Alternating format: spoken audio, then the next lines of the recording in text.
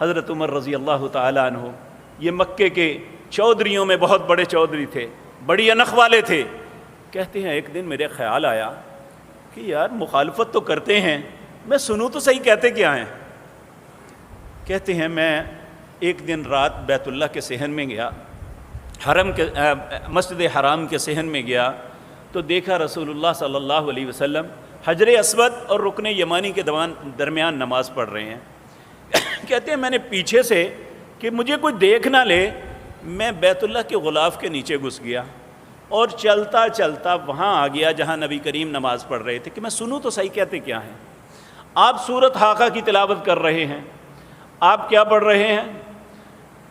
اما من اوتی کتابہ بشمالہ فیقول یا لیتنی لم اوت کتابیا ولم ادری ما حسابیا یا لیتہا کانت القاضیہ ما اغنی